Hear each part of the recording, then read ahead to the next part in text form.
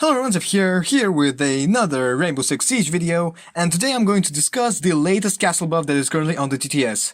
Now, if any of you do not know, Castle is currently getting a super shorty secondary shotgun. Yeah, that's right. The guys over at Ubisoft decided that the best way to buff Castle currently is to give him a secondary shotgun to increase his possibilities of creating rotations and site destruction, and in order to make Castle more independent. And in my opinion, this is genuinely one of the best buffs they could have given to him. And the way I would like to argue for that is by showing you a couple of clips where I play as a roaming Castle, where perhaps having the super shorty would have been much more beneficial for me, because that would have increased my possibilities for rotations, because I wouldn't have to spend my impact grenades to create the holes that I would use in conjunction with my castle barricades. Without further ado, let us roll the first clip, and I am going to narrate over it just to explain sort of my thought process about what is going on and what I would have done differently. So, for example, if I had the super shorty secondary available to me. So in this round I play on Chalet with Castle, and it's a fairly basic round. It's a basement defense, and the thing that I would like to point out is how I use verticality in this roaming Castle play. The thing I would like to point out is that the fact that this play that I have tried worked at all is actually a complete miracle, because it all basically boiled down to the attackers using a single route to push, which usually doesn't happen all that often, especially in solo queue. But what I would also like to point out is how effective roaming Castle can actually be, because the thing with Castle as a character is that he's a very put it down and forget it kind of character, kind of like Jaeger or Mute. Now, I want you to remember that vertical hole that I made to destroy the hatch, and also to stare a little bit at the castle barricade that I made. So here I wander around aimlessly trying to figure out where to put my reinforcement. That is also a very important notion. Don't put down your reinforcements so late into the round. I kind of messed up there.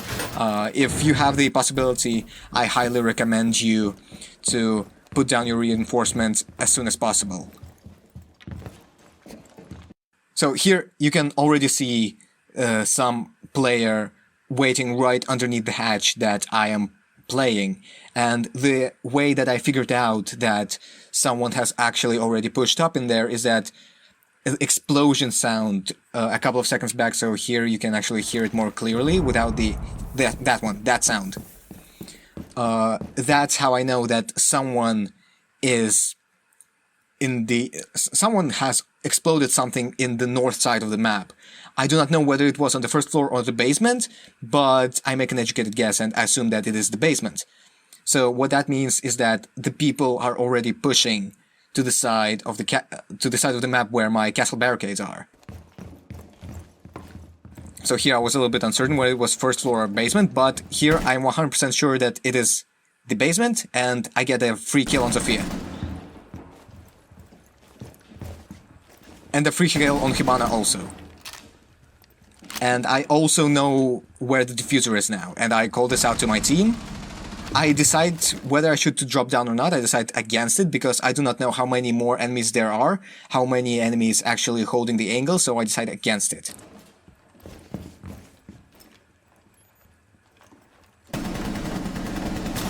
That was a bit of a misplay on my part, that I allowed them to just flash me and make sure that I don't come back there immediately, but I decide to retreat for now, and I decide to play the main stairs.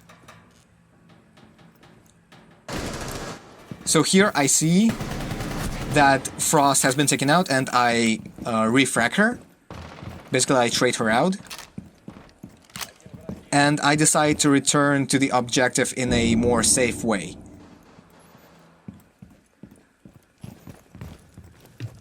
Because I know for sure that nobody is playing Fireplace, so I decide to go and help out Clash.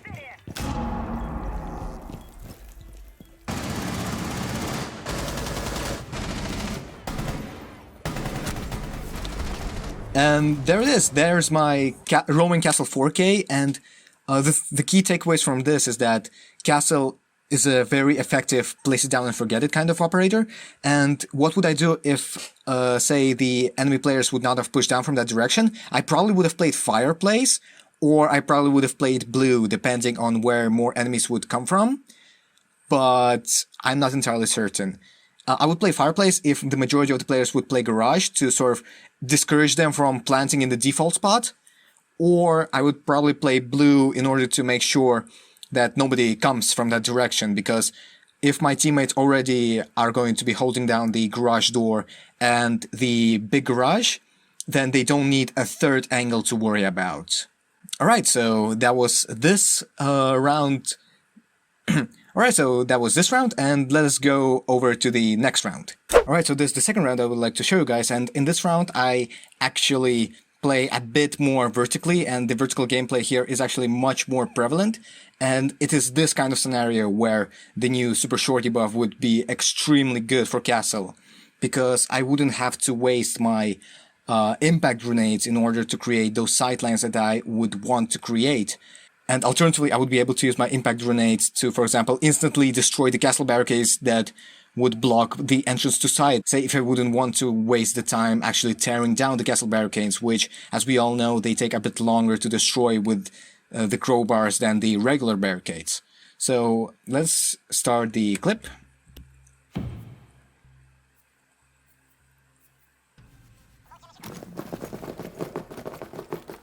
So here I actually do not make the same mistake as I made before. I reinforce the hatches as soon as possible, and I place down the armor panels to make sure that nobody really... to make sure that the attackers are basically discouraged from playing there. Here I was a bit panicked, I didn't know where to place down the armor panels, but when you know basically where the default spots are, you don't really run into these kinds of problems. So here I made my 2 holes from which I am going to play, and basically I hold down the entire kitchen area by just being here. And kitchen hatch is actually extremely important to hold. Now, while of course you could argue that it might have been more efficient to just impact trick the hatch from below, I am not nearly as experienced with impact tricking as I am with just shooting people. Even though I am just Silver 2. But see, with making my presence known, I make sure so that nobody really, well, does something like this. And so basically all I really need to do right now is just hold this area.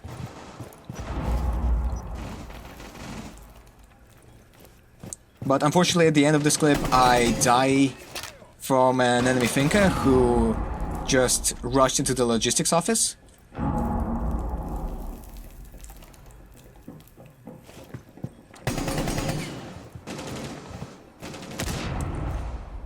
And you can actually hear the breaching charge.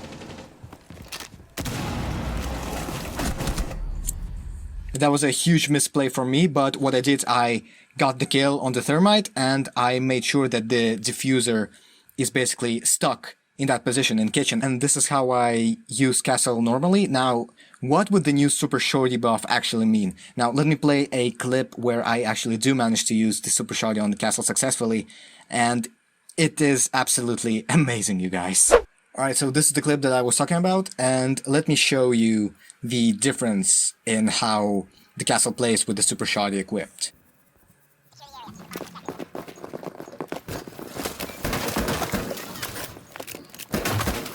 So first and foremost, I can actually make those rotations for my teammates. That maybe some of the other teammates might not have known about.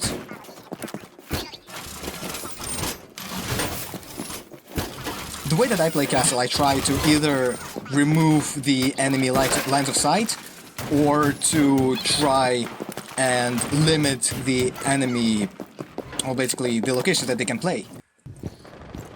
So the great thing about the Super Shorty is that I can actually just destroy this hatch without having to waste my impact grenades.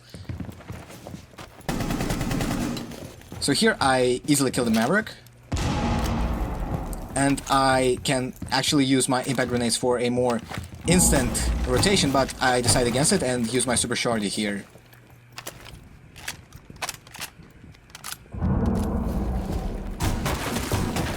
You can also create rotations like these without having to spend your impact grenades, which might be a bit on the more risque side, but it really depends on how you would prefer to play. So for example, if I didn't have the time or if I was actively pressured from somewhere else, I would be, for example, more comfortable. Yeah, I accidentally slip up on a kill there, but I did damage them fairly enough, and here I can still just destroy this hatch and play it from my comfortability.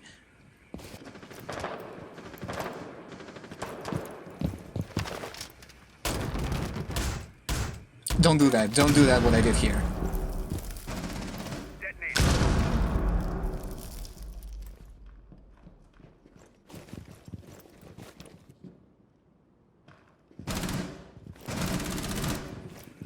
Yep, that was the person that I... One is in sight. One is in sight. He's in sight, Warden.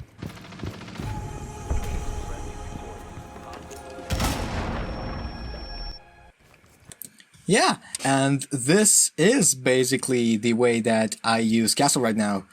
And in my opinion, the Super Shorty buff makes Castle much more enjoyable to play, makes him much more independent, and I genuinely believe that this is a step in the right direction to make Castle more enjoyable. The thing that you would have to keep in mind once he is buffed, though, is to make sure to try to execute your defense setup as quickly as possible, because as you could see in all of those clips, I spend way too much time actually manipulating with the map, and this is not something that you would want to do, because you can easily be caught off guard and you also let your presence be known without really doing much for your teammates. And if you have any preset castle strats, I believe that having the Super Shorty makes him much more independent and much more powerful in the right hands. And this is why I believe this castle buff is going to be an amazing buff, and especially with the way he's playing, you might actually be able to use the bulletproof camera on the guy instead of always having to run impacts, which you might want to do if you play a more anchor style castle, but if that opens up the possibilities for a roaming sort of castle play. And yeah, that's pretty much it what I wanted to talk about. I mean, I'm a castle main. What do you expect me to comment on anything other than the castle changes? Yeah, thank you very much for watching this video. I hope you enjoyed it, and I hope you've enjoyed my take on this buff. I know that not a lot of you might agree with this, but let me know what you guys think. Please write down in the comments, we can discuss this in depth, and yeah, I'll see you next time. Hopefully next time will be when I upload the next operator guide. It has been a long time coming. The last operator guide was more than a month ago, and yeah, I actually made a post on the community tab about my eviction notice. I got this figured out, don't worry guys, and right now I am comfortably in my dorm room and I record as much as I want. So yeah, thank you very much for watching, have a nice day.